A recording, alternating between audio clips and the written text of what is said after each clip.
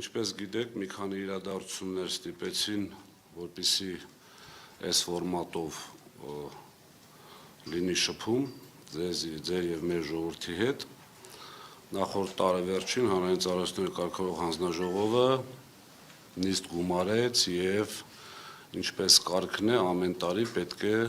քննարկվի սակագնի փոփոխությունը եւ հայտարարվեց, որ հետ սպառողների համար սակագինը չի բարձրանում, բայց այստեղ կան մի քանի խնդիրներ, էներգո համակարգի ամբողջ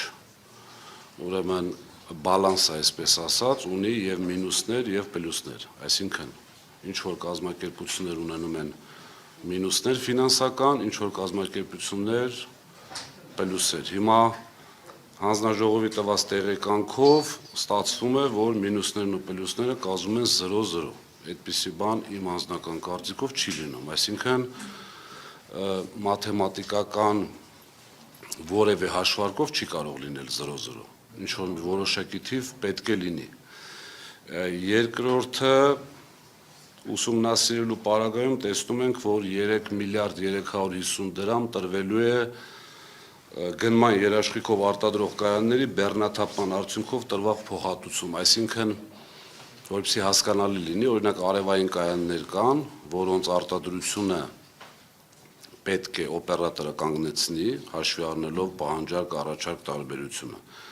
Այսինքն որոշակի ամիսների, որոշակի ժամերի արտադրությունը լինում է ավելի շատ, քան սպառումն է, որը խնդիր է առաջացնելու, եւ այդ կայանները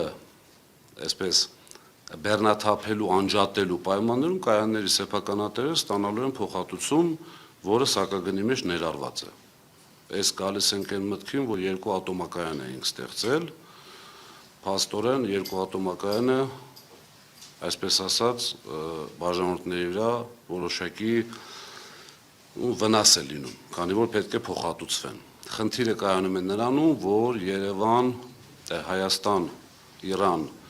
400 կիլովոլտ գիծը դեռևս պատրաստ չի։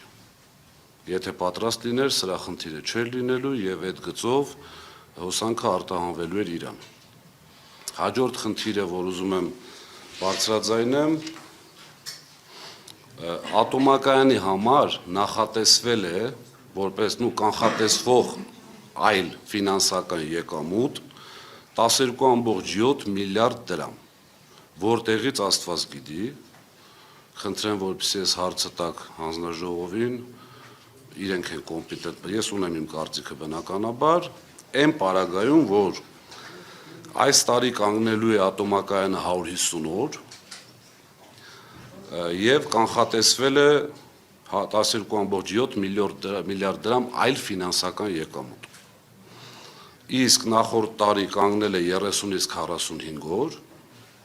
բայց նախատեսված է եղել ընդամենը 189 միլիոն դրամ այլ ֆինանսական եկամուտ։ Իմ կարծիքը, ինչպես նշեցի, ունեմ, թե այդ գումարը որտեղից է նախատեսվում, բայց ճիշտ կլինի այսպես հռետորական հարցի տեսքով թող հանձնաժողովը պատասխանի որտեղից։ Եվ նաև պատասխանի, թե Երևան ջեկի եւ բեցի ֆինանսական վարկային պարտավորությունները, որ այս տարի պետք է փակեին, ինչու են հետաձգել եւ հետաձգելու այսպես պայմաններում փակելու ժամանակ ինչ են անելու։ Կա երկու տարբերակ։ Կամ պետք է պետությունը սուբսիդավորի, որպեսզի վարկային պարտավորությունները փակվի, կամ սակագինը թանկանա։ Այլ տարբերակ, չգիտեմ, ինչպես պետք է այդպիսի ֆինանսական օգուտով աշխատի, որ կարողանա այդ ամբողջը փակի։ Եվ երրորդ խնդիրը այս թեմայի հետ կապված էներգետիկ մեծածախ շուկան է, որը ինքնակարգավորվող պետք է լինի, բայց իմ անձնական կարծիքով կարգավորվում է նույն հանձնաժողովի եւ պետության կողմից։ Շուկան ինչ է նշանակում, դա այսպես այլ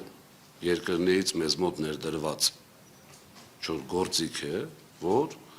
ովքեր ցանկանում են ազատականացված շուկայում ձեռք բերել էլեկտրոէներգիա, պետք է այդ շուկայում լինի մրցակցություն, իրար հետ մրցակցեն, սակարկեն եւ այլն եւ այլն։ Շուկան իմ կարծիքով ամենայն դեպս այդ ձևով ոնց որ ստեղծվել է շատ սխալ էր, հաշվի առնելով որ շուկայում ըստ հանձնաժողովի որոշման ամեն տարի ըստ լարման այսպես մեծության պարտավորությունն էին անգամ գնալու շուկա։ Եվ շուկայում գտնվող նախ բնակություն չկա, եւ շուկայում սակագինը շատ ավելի էժան է, քան բնակությանը։ Այսինքն ստացվում է այնպես, որ էներգո համակարգից այդ բաժանորդները դուրս են գալիս, այսինքն այդ գումարը չի մտնում էներգո համակարգ, այլ վճարում են այլ կազմակերպությունների, տրեյդերների, որոնք գնում եւ վաճառում են այդ հոսանքը,